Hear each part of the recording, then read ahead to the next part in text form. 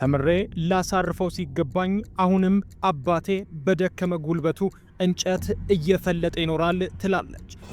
የት እንደሄደ ምናምን ታውቂያለሽ ወይ ምናምን ነገር አልኳት ማለት ነው።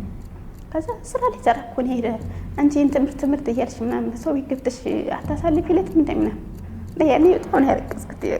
ይሄ በፈተና የተሞላ የአንዲት ወጣት ኢትዮጵያዊት ሴት ህይወት ነው።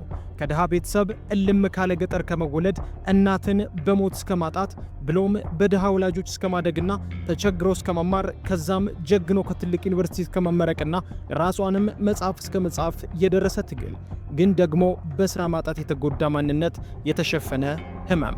የአዲስ አበባ ልጅ ምናምን ነገር ነበሩ አብረው ማለት ነው። ልብስ ራሱ ፕሮግራም ከሆነ ምረጭ ነው የሚሉሽ በቃ። ሙሉ ታሪኩን በኩራዝ ቲቪ የዩቲዩብ ቻናል ላይ ተከታተሉት። የሰው ልጅ ሞት የሚባለው ቀድመሽ ስትወድቂ ነው በቃ።